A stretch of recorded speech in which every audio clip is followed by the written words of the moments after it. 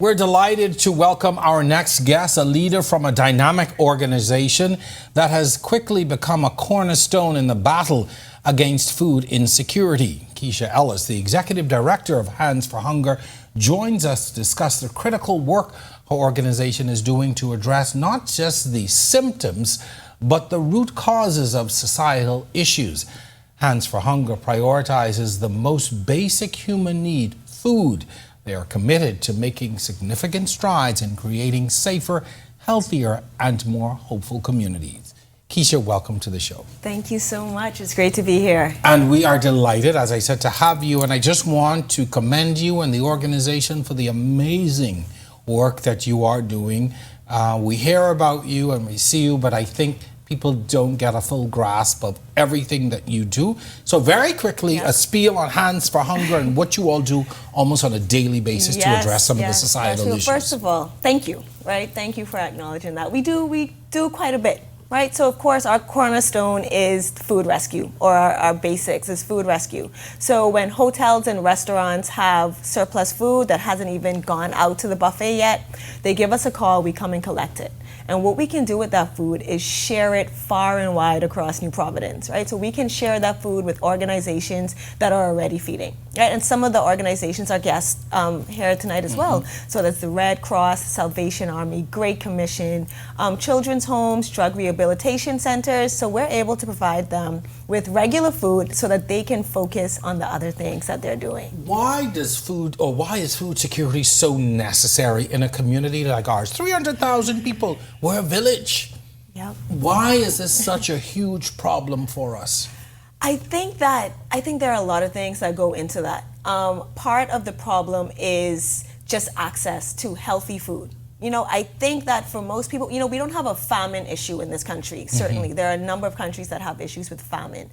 We don't have that issue, but I think it's the access to food, right? There's food all around us. There are stores and shops, but I think the problem really comes down to, you know, if I had to put it simply, an income issue. Right? People just cannot afford to buy the healthiest options for their family, for their needs. So what have you seen in your work that equates that lack of income, lack of food, and lack of other necessities to the social problems that we are having right now? And I want to narrow it down really to crime and violence.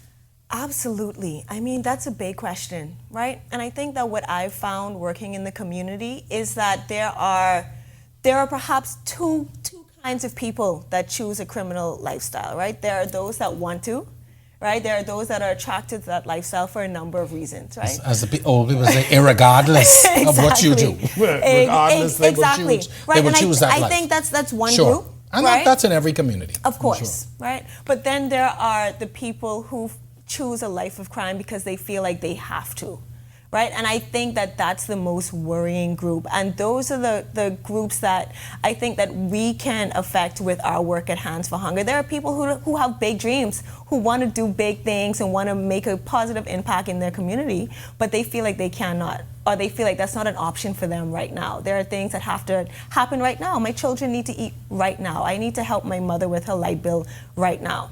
Right? And I think that those are the groups of people that are easily reached or more easily reached. And I think that those are the kind of people who we are able to help by offering food support. What does that food support do for those families, for those individuals who are in need? That food, like we at Hands for Hunger, we say that food is our foundation. And we sincerely mean that food is the foundation of Hands for Hunger, but it's also the foundation of our community. And you know what? If the only thing we do is give that person a little bit of comfort, a little bit of peace of mind, you know, just for the evening, just so that they feel motivated and confident and prepared to deal with tomorrow and to face tomorrow with positivity, then I know that we have done a great deal to help that individual family and the people that they come in contact with. You said something just now that really, you know, captured my attention when you said, you know, that meal could possibly mean a night where they do not feel despair or despondent. Does that lead to sometimes criminal activity and behavior when you feel despair, when you feel, I don't know where the next meal is coming from, I don't know where I'm feeding my children, I don't know if I'm going to be here tomorrow? Does that, in your experience, Do you find that that really motivates people and moves them into a direction to do something that is antisocial? I think it certainly can. And we hear a lot about that because another aspect of our work is our food pantry, right? Where we distribute food to families. Right? People can walk in and say, hey, I don't have enough food to feed my children. Can you help me? And we hear that from them. We hear them say with just such gratitude, thank you so much. I did not know what I was going to do. I was feeling really frustrated. I feel inadequate. I feel like my children aren't getting the protection from me that they deserve. And so we hear it all the time that we've provided just really a basic level of comfort and support that makes them feel a little bit motivated. And you know what? It also helps them feel seen.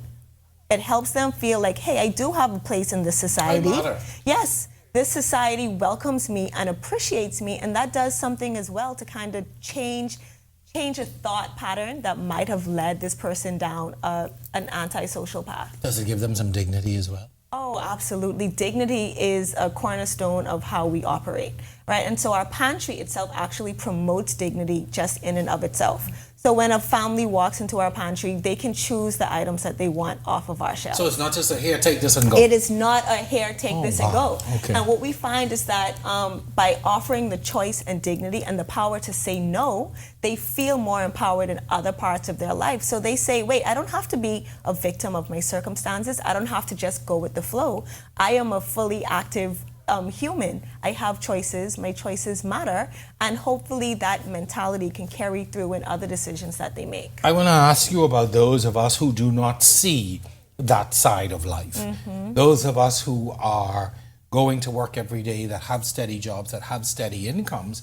We're living in our own world, almost in our bubble. Yeah. Are we that disconnected from what is happening out there? I would say that not all of us who appear to be disconnected are disconnected. That is also something that I've found. Or do we know and don't care? Well, what I've found is that there are a lot of people who look just like you and I, who everyone would assume is doing quite well, who are actually struggling. Wow. So we actually find that quite a bit. With the cost of living, you know, you've adjusted your lifestyle based on a cost of living, and then things change, and all of a sudden you realize that, hey, I have to choose between my light bill and food this month. Mm-hmm. Right? So rent and food. Exactly. So I think that a lot of us really have an appreciation for what other members of our society are going through. But I think that even with that being said, many of us perhaps don't realize the intensity of not knowing where your next meal is coming from. This isn't a matter of I skipped lunch. Oh, I was so busy today, I couldn't have lunch. Well, payday's tomorrow, and I'll hold. Exactly. I could, and I know that is. I know when you say, you know what, I just can't eat, but I'm getting paid tomorrow. I'll make it until then. Exactly. But when there is no tomorrow, when you know tomorrow is going to come, and you know that you're just going to be hungrier, right? Because you don't have any options, or you feel like you don't have options for food today, and you also know that tomorrow is going to be the same or even worse. And I think that that's the stark difference. That it's difficult for people to understand, and rightly so. It's difficult for you to understand if you've never experienced it. But it's really that kind of desperation that can come with not only do I not have options today, but I don't even see an avenue where options can exist later. Your organization is primarily focused on providing meals, food security. Mm-hmm. In your work, do you find, though, that even though you hand that food, you allow those people to come to the pantry, you make those donations, that even though people get that food and they get that meal, there is so much more that they need? Yes, Jerome. And the reason why I responded like that is because it's easy to sometimes feel like this is not enough. Right? As much, Hands for Hunger does tremendous work throughout the country. And every year we increase the amount of people that we can help, the amount of food that we serve. But of course, we often feel like, but it's not enough, right? We still need to do more. We have not touched enough people, and that's just in terms of food. We also know that the people who come to our pantry, people that help us, need so much more help besides food. Right? And it's tempting to try and do it all. It's tempting to say, you know what, we need an after-school program, we need parenting classes, we need anger management classes, and so we're tempted. And so what we've actually done is expanded our pantry to include what we call the empowerment program. So people who are on our pantry program, we have regular sessions at our pantry where we invite them to come and kind of get other tools to help them in other aspects of their life. You mentioned two things off the bat that stood out to me. Parenting, which a lot of people have identified as a huge deficit in our community, as well as anger management. Yes. And the two sometimes are connected. When you don't have, Absolutely. you don't have a stable home, you feel despondent, you're angry, you don't have that education to get the job, you're angry. So tell me a little bit about the sessions and what people are able to get from them. Yeah, so at our empowerment program, people come and we have speakers come in to lead workshops on dealing with these kinds of things. So we've had self-care workshops because that's a part of it as well. Right, when you feel like you're in a desperate situation, you feel like you're not even worthy of loving yourself, right? So we've tackled it from that point of view. Wow. Yes, and that leads to, making hard decisions, right? Decisions that are not good for you, your family, or the community, right? And so we think it's important to start with that. Right, and of course, in our line of work, we know that we need to get food into the bellies of hungry people. That's primarily but what you do. But we also understand that if we have the space and the ability, we should definitely kind of stop and take a moment to talk about the deeper rooted issues that are involved. Right, so we lead workshops and we advertise them. They're open to our pantry clients as well as other people who want to come. And we really just try to take some time to sit back and talk about these deeper issues. Wow. People like myself sometimes will wonder, well, what can I do? Yeah. How can I help? I may come to Paradise Plates and enjoy myself and spend that money to help, or I may go to the Red Cross Ball, or I may give a donation at church for something. But sometimes I know in my own experience, I feel I want to do more. What can we do? This is our problem, our country. This is in our front yard. Yes. This isn't somebody else's issue. What can we do? Yes.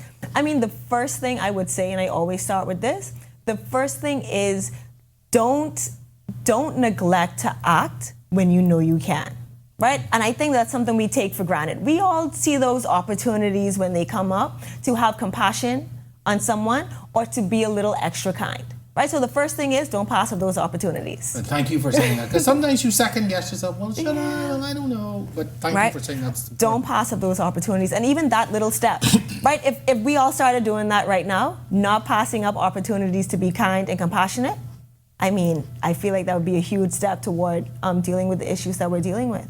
Right, but I think that in addition to that as well, everything that you said, supporting organizations that are doing the work really is helpful. And I think that there are ways that individuals can, of course, help people in their community, and they should do that. But I think that something that perhaps Bahamians don't understand about charity work is that charities can truly make your dollar go further than you can. Right? So a part of what we do at Hands for Hunger is we negotiate discounts with every distributor in the country. Right? So that means that if we go into the shop with $10 in our pocket, we can buy more than you can buy. Right? And I know that, Bahamians are kind of funny with that because of all of the cultural and societal issues, right? But I know that, have a lot. Right. But find an organization whose work you can see. Find an organization who's happy to answer questions and then give your support to them. Right? Because while you can do a lot as an individual, there are organizations that are on the ground every day who can propel the change a bit more quickly and a bit further than you can do as individuals. They can take your $10 and stretch it. Exactly. So that's my advice. Do the good things that you can do as an individual, and then go out and look for an organization that you believe in. An organization that's doing education or healthcare or counseling or feeding, whatever it is, find your passion. It doesn't necessarily have to be feeding, but whatever is out there, wherever the needs are. Yes. Keisha, thank you so very much. Again, as I started this discussion, I just want to commend you all for the great work that you're doing. This was insightful. I learned a lot. I know what you do, but I learned a lot. And I hope that people will see this time as an opportunity to get involved. Yes. Because that's what we need. All right. So Absolutely. Thank you so very much for sharing your philosophy and talking about Hands for Hunger. Stay with us as we talk to an organization that's partnering with local law enforcement to tackle crime head on. We'll be back right after this break.